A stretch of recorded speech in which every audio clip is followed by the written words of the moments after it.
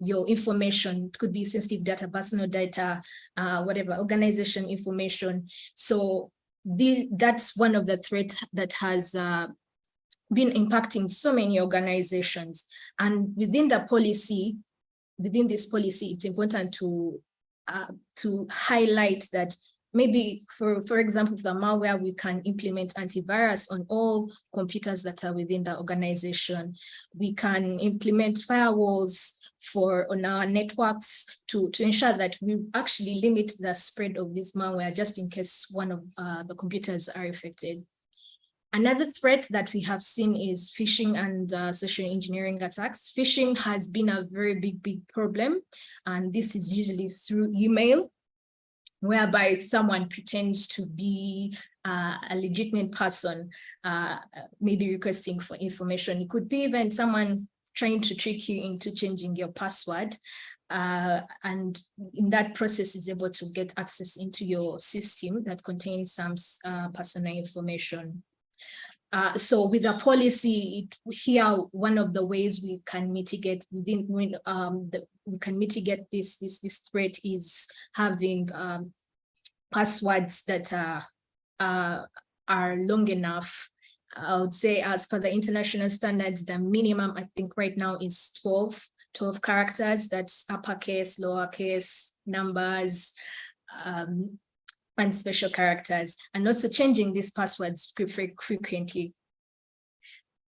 Then there's been a case of insider threats. You've heard about certain people because someone has lured them, has paid some money, they have access to a certain system. Someone can get, these days data is the new gold for the people within the cyberspace. So if I have certain information, personal information of say like over 1,000 individuals, I'm able to sell it on the dark web and make some money. So some of these cyber criminals go through the insiders who are working within these organizations, and they're able to get access to that information. So here, the information security policy will help in terms of access control. So you're able to know who has access to what system. You're able to know what time they actually, logged into that system. Maybe what was the duration when they logged into that system.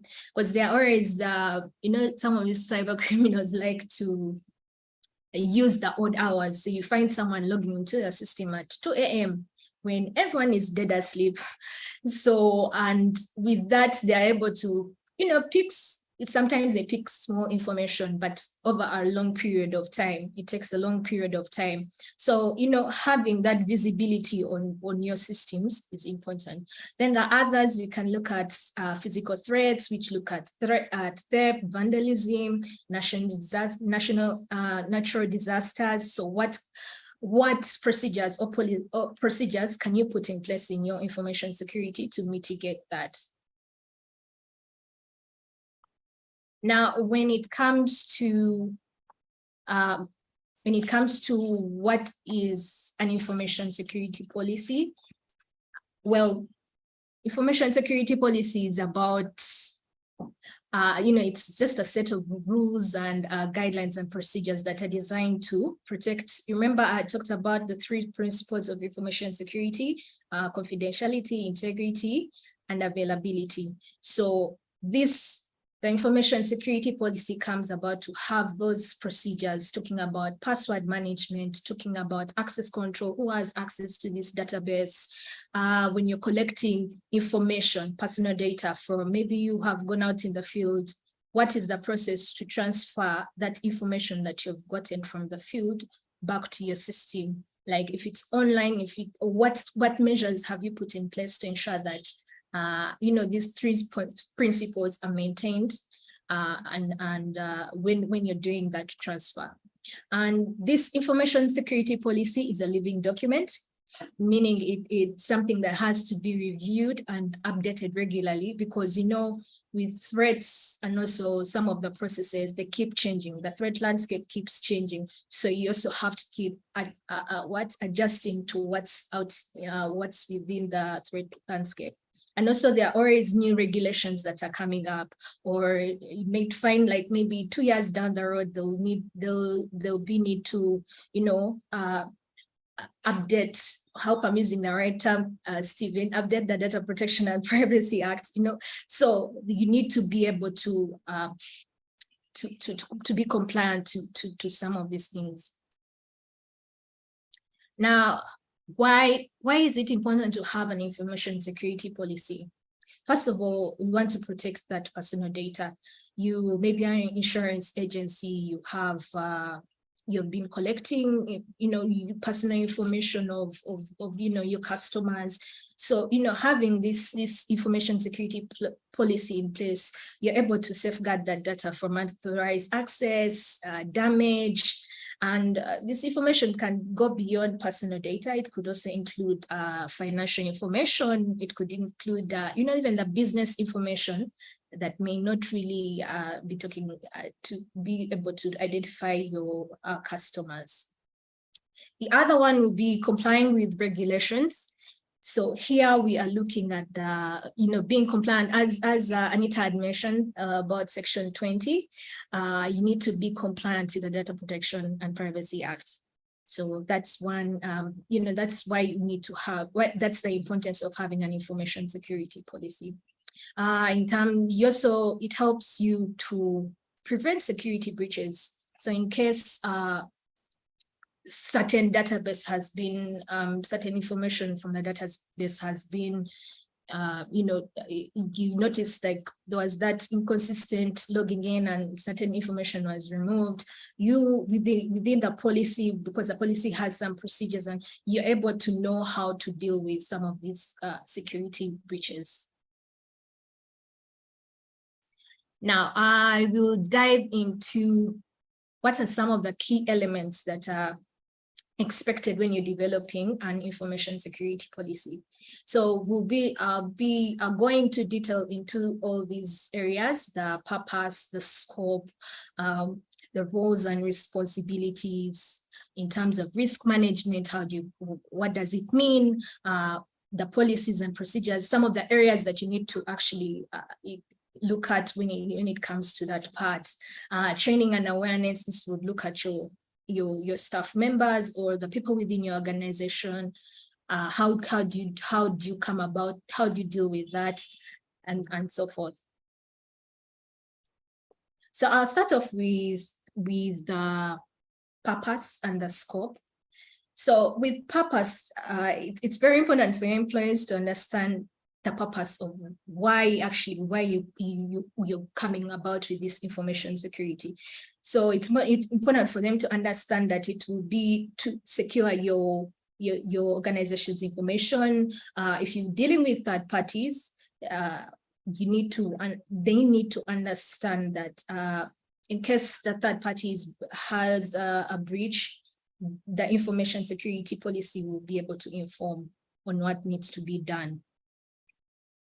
And these are just some of examples. This is not exhausting exactly what the purpose will cover, but these are some of the examples I thought would be very important for you to understand. So could say your purpose is to create an overall approach to information security. So it could be because right now the approach could for this particular session, we are looking at the Data Protection and Privacy Act, that Section 20 that requires it. You're looking into, as an organization, you want to adopt the best practices when it comes to information security. Then how to deal with responsive incident management. In case a breach happens, what are the steps that you have to take when it comes to this? You also want to protect that having this policy, you want to protect the organization's reputation. I don't know if some of you have had so many stories of some of these organizations where they have had to pay, I think mostly in the Europe area, where people's personal data has been, taken by cyber criminals. So you have organizations that are suffering in terms of the stock market, their shares are going. So, if they had put certain measures in place, they could have, avoided such an incident. Yes. Then when it comes to the scope, when we're looking at the scope, we are looking at defining the area of organization, what type of information and activities or even processes that are in reference to the information security policy. These vary depending on organization size, because remember, if you're a startup, if you are a global enterprise, and you are collecting any personal data, you need to have an information security policy in place. So it will vary depending on the size. Actually, what industry, if you're in the health sector, that means you have so many records of personal information of individuals, and also the individual information needs. So when it comes to what information types that can be included in the scope, you can talk about personal information, can look at the health information, confidential business information. For the information systems, here we are looking at actually what you use to create, store this information. So you'll be looking at servers, more computers, mobile devices, and also your cloud services for those of you who are using that platform.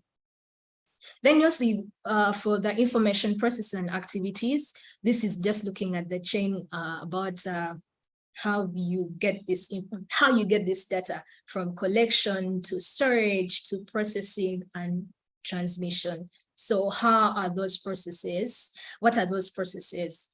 So this needs to be included within the scope. Employees and third-party contractors, if you're doing a lot of outsourcing with different companies or different organizations, you need to define the roles and responsibilities when in terms of managing this information and also complying with the policy. Then the legal and regulatory requirements, as mentioned, you need to define that, this is complying with maybe the data protection and privacy law. If you have any other industry specific requirements, for those maybe who already are trying to get compliant to the ISO standard, the Information Security Management System, which is ISO 27001, it also be good to include it in your information security policy. Now, when it comes to roles and responsibilities, it's very important to identify the key stakeholders that to ensure that this policy actually is going to be effective. So I'll talk about executive management. I feel like these are very, very important people, because that once you set the tone at the top, things usually they flow very well downwards, from the junior staff to the vendors who are in collaboration or doing anything for the organization. So in terms of responsibilities, you need to actually sort of, when it comes to executive management, setting that strategic direction of the organization, and mostly highlighting that the approach to information security. So including the responsibility of allocating resources, ensuring that the organization complies with the data protection and privacy law. When you look at the information security manager, if you do not have one, but it could be the data protection officer, you could talk about, because this is the person who is going to oversee the development, the implementation, and the maintenance of this policy. Remember, I talked about the policy being a living document. So this is where the big responsibility lies on the information security manager or data protection officer. Privacy team. can also be included, can be included in this roles and responsibilities, because the privacy team could, there's a part where they're supposed to carry out the data protection impact assessment. So having them have a role, a responsibility when it comes to information security is very important. Then the IT staff, these could be the team that's behind the information systems. They're the ones who implement some of these security controls. So highlighting that in the policy, that for the IT staff, they need to be responsible to ensure that this security policy security controls are in place. Some of these systems that are within the organization are being monitored, just in case you have a security breach, you will know how to respond to that incident. Then the employees, they need, one of their responsibilities to be able to comply with this policy and protect whatever sensitive information they're dealing with. In case there is a security incident, they know who to report to, and and participate in that activity. And then also participating in the information security training and awareness programs that need to be implemented. For the third party and contractors, here, because most of these vendors have access to your systems. Yes, you go through the procurement, you buy your system, but at time, they just don't stop there. They have to handhold you, maybe to show you this is how you need to configure the system. This is how if you need to integrate with another system, this is what you need to do. So they need to understand and they need to comply to your information security policy. And they need to, if they're doing anything remotely, they need to have some sort of security controls on their end to ensure that if any data that needs to be transferred from maybe their organization to yours when they're doing that configuration or whatever activity they're doing, that you are not going to be, won't have any breaches. Yes. Now, when it comes to risk management, here we are looking at identifying a process to identify. Risk management is about identifying potential threats and vulnerabilities so that you're able to assess the likelihood and the impact of some of those risks onto the organization, and also determine what are some of the measures you need to mitigate these risks that you have identified. There are certain techniques that you can use to assess and manage your information risk. This includes risk assessment. Part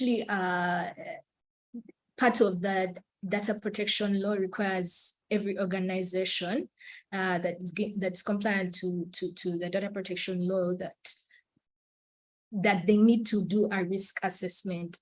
This is supposed to be part of the data protection impact assessment. So it's very important. But risk assessment, it's about identifying. It's a process, and whereby you have to have that specific session with certain teams that maybe who are associated with certain information systems. And with that assessment, you're able to identify what are the potential risks, what are the vulnerabilities. So I'll give an example. An insurance company, you could have a certain online system whereby your customers have to type in their personal information. So if you have, maybe once that person submits their personal information, it's actually stored in a database. So you know that your database, one of the risks is that one of the risks that maybe you can identify with the database is that if it gets corrupted or you do not have access to it, what is the impact going to be like on the organization? So those are some of the things that we look at in risk assessment. Now for vulnerability scans, here we use certain tools. They're able to scan the network and also the information systems. And here they're able to pick up on the gaps or the security weaknesses that might be exploited by some of these attackers. And with that, you're able to prioritize, some of the security efforts. If you need to patch it up, because most of these different systems, the vendors keep sending out, updates to cover up those gaps that might be exploited by attackers.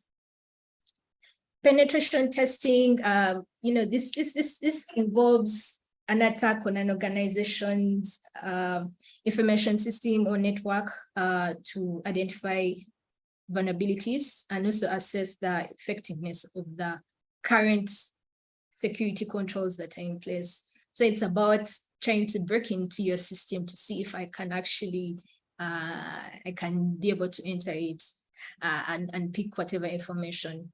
So from there, you're able to gauge that, maybe I put this antivirus is not working the way it should be based on the penetration testing. So that informs you on a decision on whether to get a better antivirus that's good out there on the market, and that will help you to improve your security posture as an organization.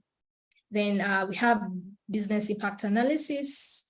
Here it's about identifying critical information systems and processes and assessing what's the potential impact of disruption or failure to this system. So I talked about the insurance system, just in case it went off, what would be the impact on the organization? Yes. So it will, with the business impact analysis, it will help, organization prioritize the security efforts based on the potential impacts. Lastly, we have the data protection and impact assessment. I believe the PDPO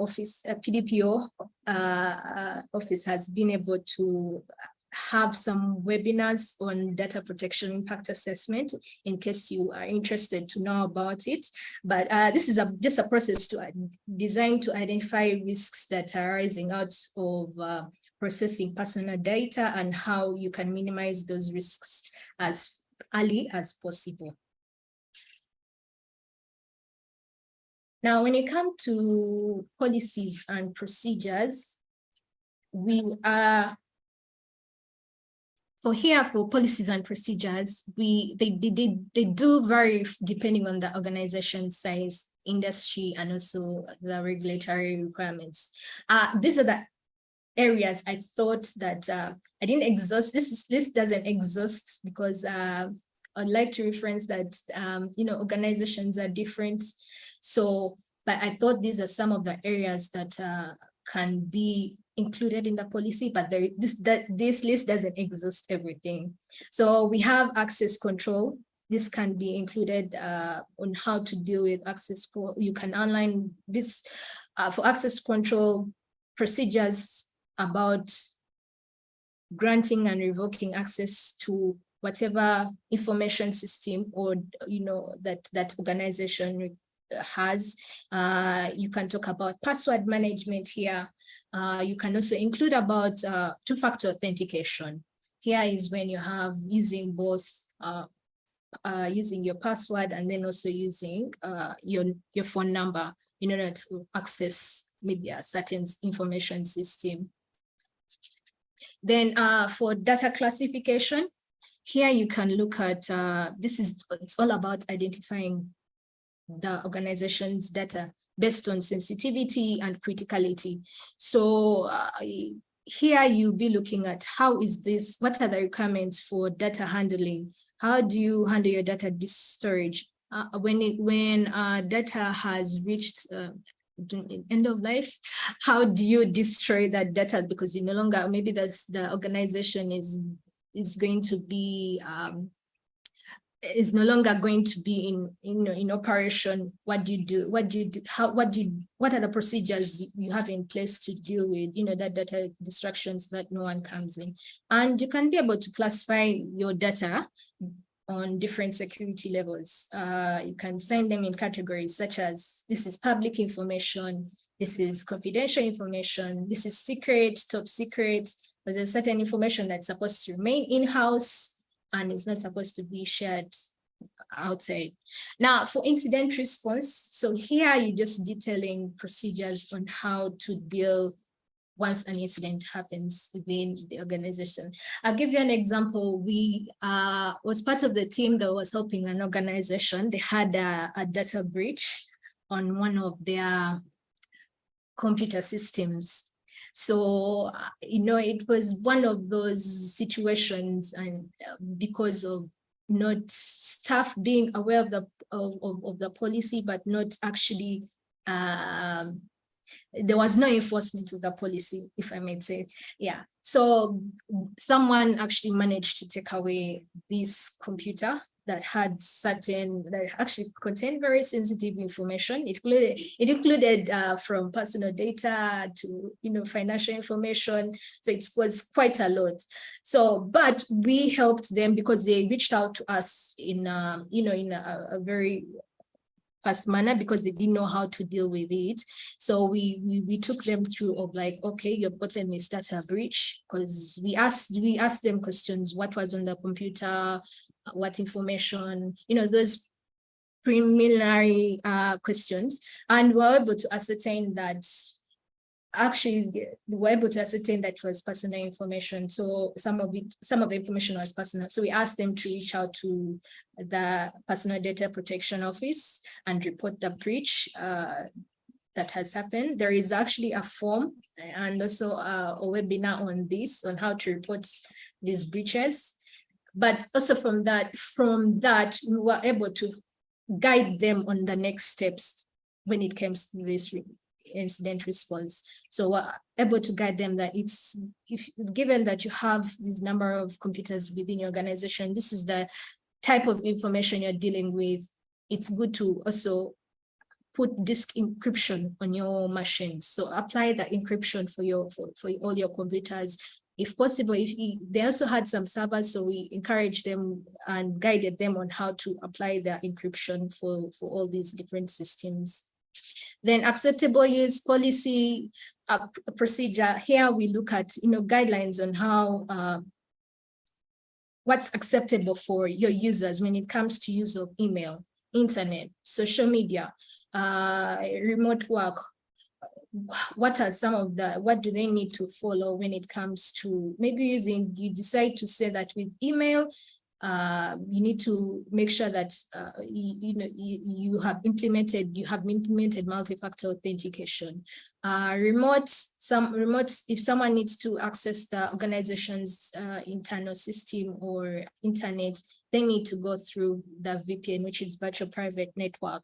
And also that virtual private network is not for everyone who needs to get access to it. So this needs to be outlined under the area of acceptable use.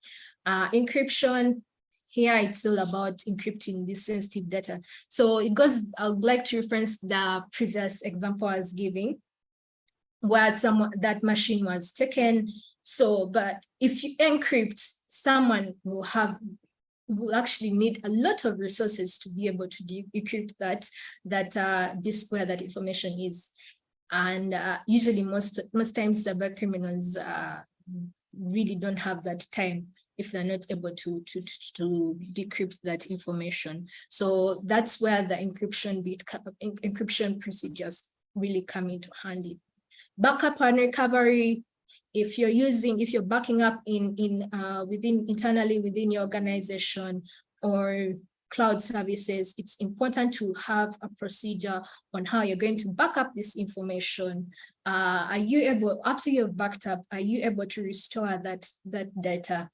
And also within that, you need to include frequency, how many times do you need to back up this information? In terms of retention, do you even testing this data? Because sometimes I've done a few assessments for some organizations. Most times this is something that they overlook. They will always back up. And when you ask them, oh, have you tested? I'm like, yeah, no, it's working. No, but don't bother testing. So though there are certain until they have an incident and they're not able to restore back, is when now actually it hits them, reality hits them. So it's important to document all that and also implement. Physical security, this is about having procedures that secure your physical assets. So we're looking at servers, workstations, mobile devices. So some of what you can put in place, maybe CCTV. There's some computer locks that can be, actually the organization can buy to ensure that when you put your laptop there, you can actually secure lock it on your table. So there are quite a number of some of these devices that can be used to deal with physical security of your workstations. And also still under physical security, it also, if you have your server room where your information systems are hosted, it's good to add in maybe biometric. It's good to show a burglar-proof door. That's still part of physical security. You can also go back to now the main entrance of the organization. What do people, you could put, you have security guards, maybe there is that walk-through scanner that can be included within physical security. Now, for vendor management, here you can detail the procedures when it comes to managing your third-party vendors or contractors, when it comes to accessing your information systems. So you can include, what are your requirements for due diligence, contractual obligations, and also, you do on if maybe this vendor is supposed to handle your systems for quite a long time, it could be like 3 years as per the contract, you need to do some monitoring and auditing of like, when do they have access, what time did they access, what information did they access. So this needs to be included within the policy and procedures. And just to still emphasize, this is not the only areas that can be included in the policy. It all depends on how the organization size and also what industry you're within. So some of the other areas that you can look at when it comes to that can be included, areas that can be included in information security, is training and awareness. Now, training and awareness, you need to, because as per the compliance report that needs to be submitted to the office, there is an area that talks about training. So training is no longer about having PowerPoint presentations. No, it needs to be measurable. So I'll give you an example. As NITA, we do have an information security awareness tool that we have in place. So within this tool, there are a number of, it has videos, it has games, it has, interactive modules whereby you are tested on different areas when it comes to information security.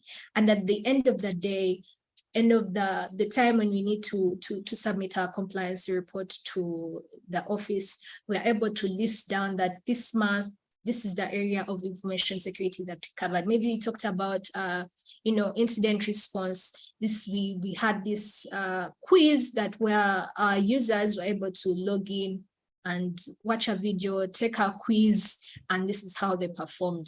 And the good thing with this tool is that it can be accessed anywhere. It has an app. You can access this information on your phone, on the go. If you maybe have traveled out of the country, you can still access this system. But at the end of the day, the admins who are behind, who need to talk about, show this, that the bit of measurable, of the measurement, they're able to get that information from the system. So it's something that organizations can adopt when it comes to training and awareness of users, because at the end of the day, you need your users to understand, to actually be informed of the security requirements. So there's so many topics within that tool. And I know it's not an easy journey. I'll tell you the truth. It's not an easy journey, trying to, get people to participate in this, but it is possible to come to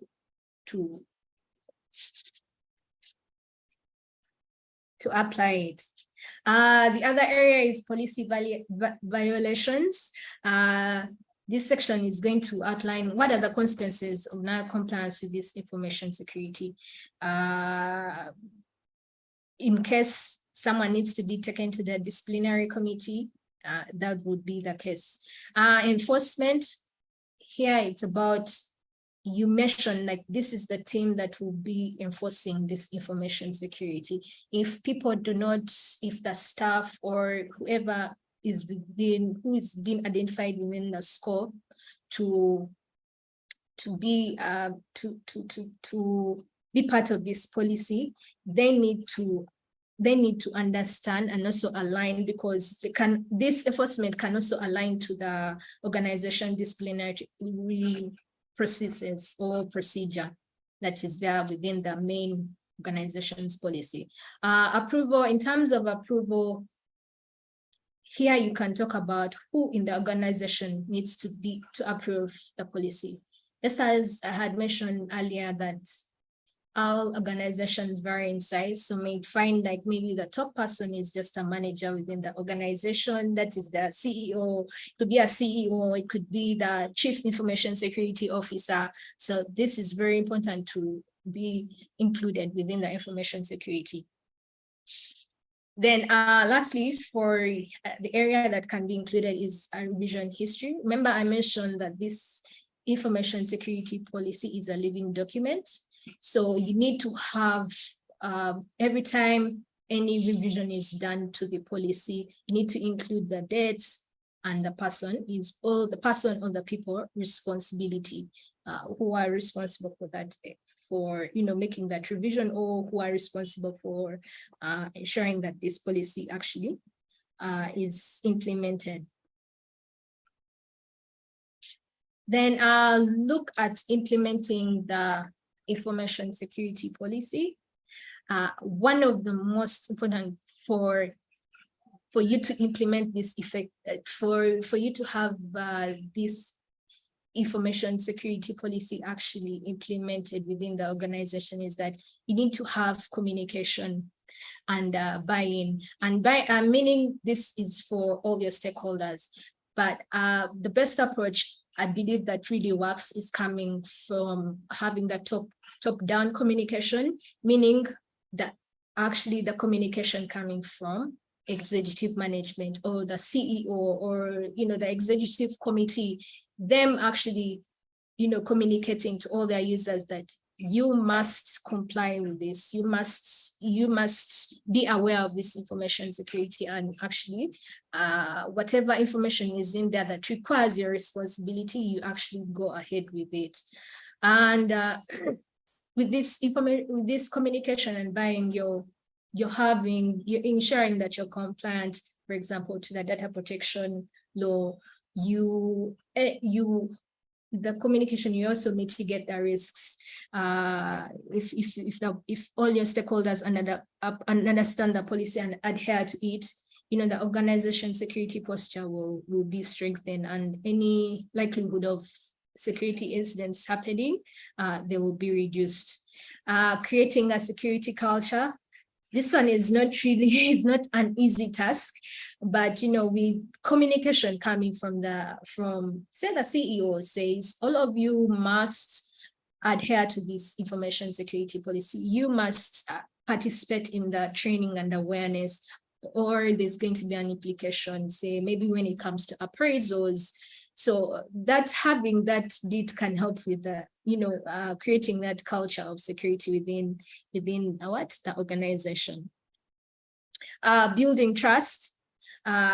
Here, this will include your different stakeholders. So communicating this information security and getting that buy-in can actually demonstrate that commitment that as an organization, we are going to protect your personal data, your sensitive information, financial information, and that ends up building trust because now you're aware of what processes or procedures that are in place to ensure that your information is secure. The other part on communication and buying is improving incident response. So in case a security incident happens, all different stakeholders will understand their role when it comes to responding to the incident. So because remember I had mentioned part of the information security policy, you need to include a bit on incident response. So all your different stakeholders will be prepared on how to respond and effectively respond quickly and effectively to these security incidents.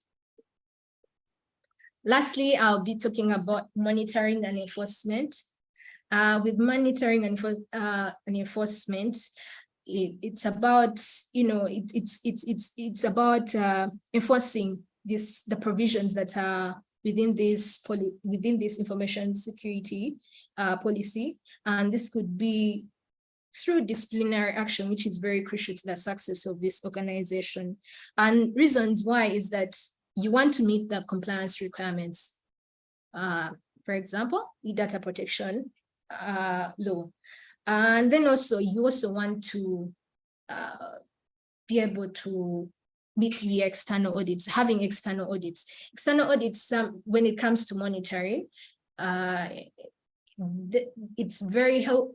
Actually, it's very good to have an outside eye when it comes to, understanding what's within your organization, because having another opinion or reflection on or recommendation on what someone has seen helps you to actually improve your security posture.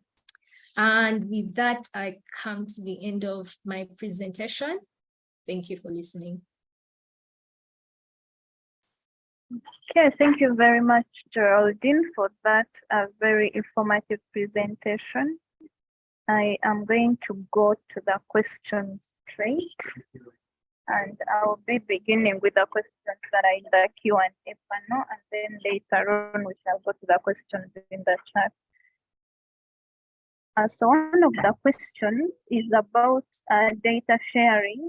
Someone is asking, what are the best ways to share data that contains personal identifying information? They go along to say we work for so many implementing partners who are supposed to share individual data as evidence to support their reporting. What's the best possible way to have such data shared? Because by email it can easily be compromised.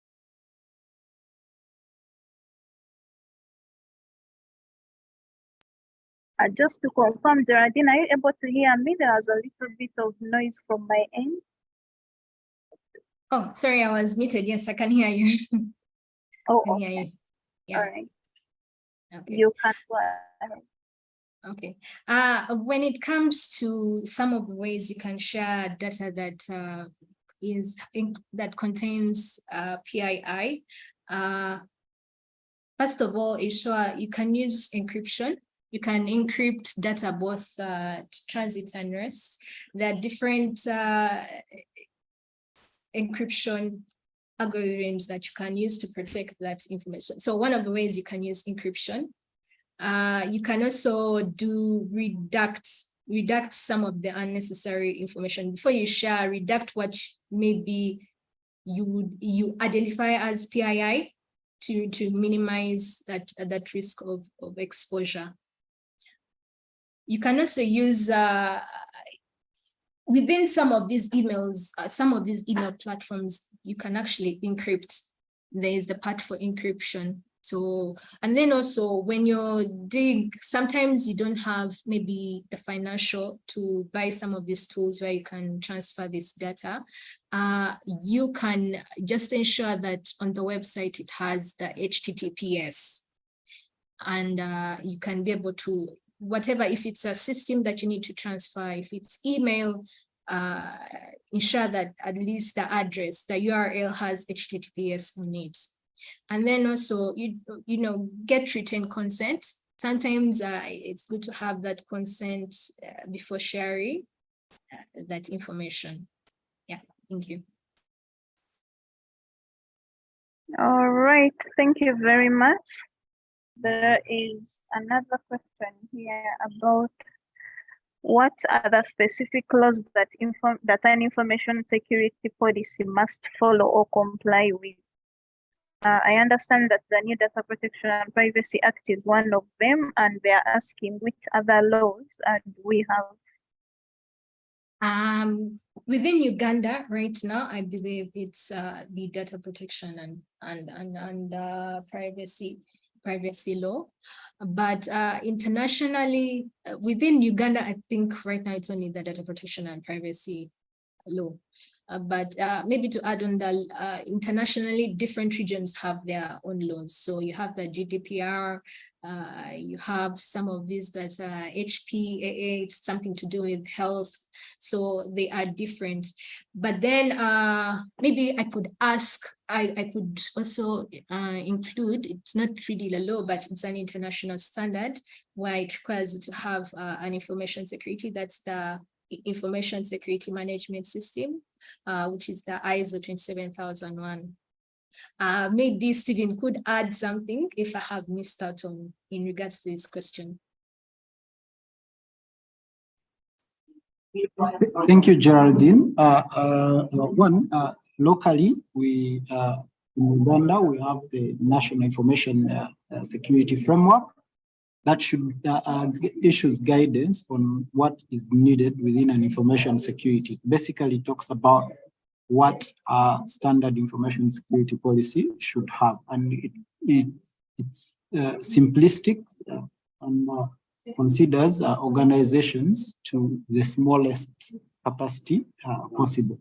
So when we use the NIST guideline, we should be able to develop a robust information security policy that is going to cover the organization based on your level of technology.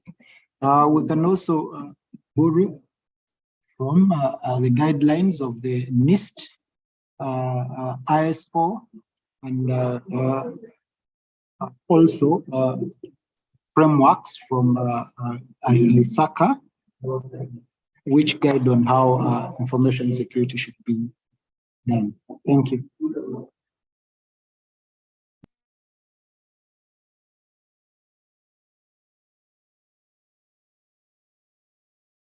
Okay, thank you very much, Stephen and Geraldine, for answering that question.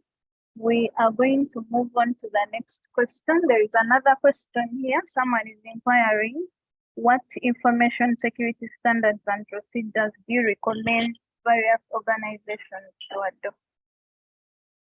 Over to you, Geraldine. Okay, I think I mentioned this on my slides my presentation slides will be shared, but this is in reference to where I was talking about access control, data classification, incident response, encryption, backup and recovery, physical security. I just gave examples. Those are some of the examples of some of the procedures that you need to, put in place within your information security, so that organizations need to adopt. The list is not exhaustive and will vary from different organizations based on the nature of the work or the business that you do. Yes. Okay, thank you very much for that clarification. I'll move on to the next question. We have a couple of questions really coming in. If we are unable to address your questions because of time, please bear with us. We'll be able to answer them. So someone asks, Shouldn't the information security policy explicitly address issues of systems audit and forensic? How evidence is preserved such that in an event of a serious breach, the culprits can be prosecuted?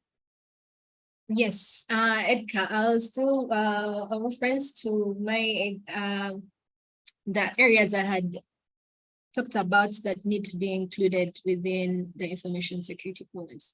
So it all goes back to when you did your risk assessment for your organization.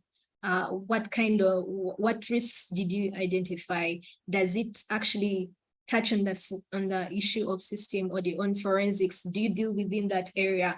Then yes, please go ahead and add it within your information security, like detail the procedures of what or who needs to, what are the procedures that need to, when it comes to, systems audit to come, when it comes to forensics. So as I said, I didn't exhaust that list because as the nature of different organizations vary. Okay, thank you very much. I am going to take about 2 more questions. Someone is asking, who is primarily responsible for the information security policy? Is it the compliance department, IT, or risk department? So here okay, thanks, Anita. Here it goes back to as an organization, we all have our roles and responsibilities. So if it comes to this, you need to understand the nature of your business. How do you operate? Who does what?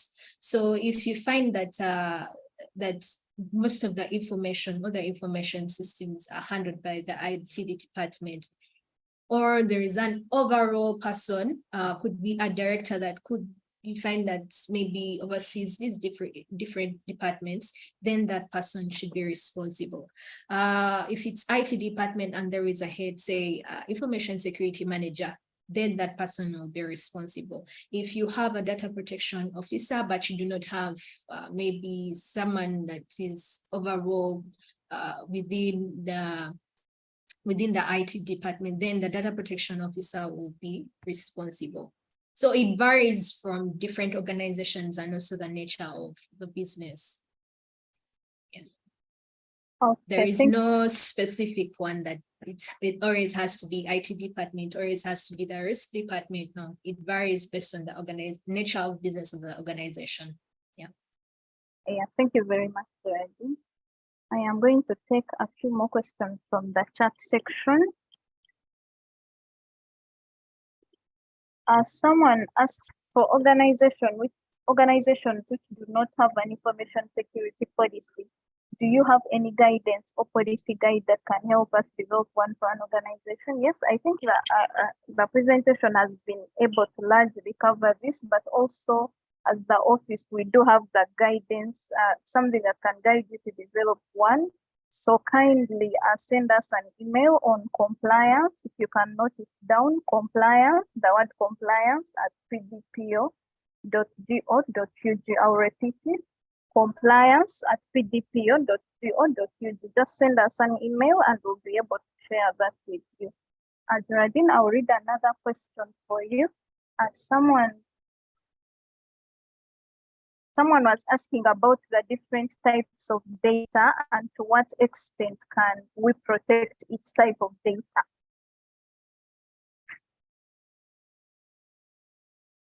So data is quite different types of data. So there is personal data, there is financial information, which is still part of data. You have, maybe there is that critical, that critical information that's about the organization's business. So data varies from, it varies differently, but when it comes to, sorry, could you repeat the last part of the question? Okay, let me see. So the question was about the types of data, and the last part was to what extent can we protect each type of data?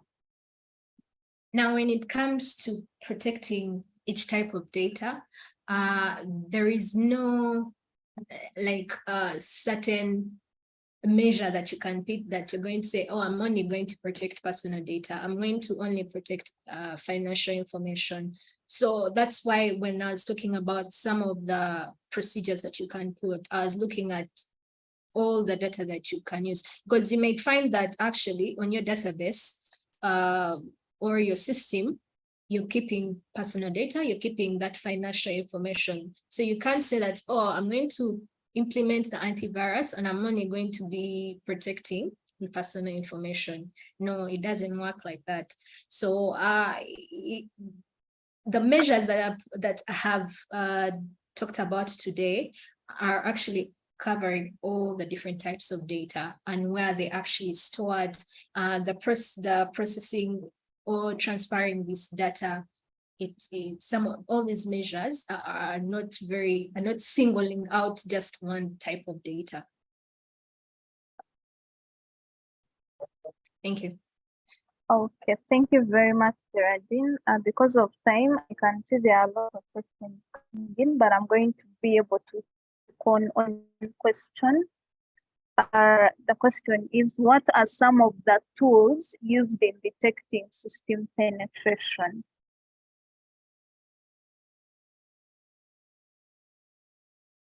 When it comes to system penetration, there are quite a number of tools. Some of them, there are quite a number of different vendors that are actually dealing in this specific area of penetration testing. So my advice would be is that do your research. I think one of the places you can go is called Gartner. It will show you what's actually one of the vendors that is good in that specific area. And then also there are also some very good open source tools which do not require you to pay a license. So you have the ones that you need to pay a license, and then the others that are open source tools. So those are some of the options when it comes to those penetration testing tools. Thank you.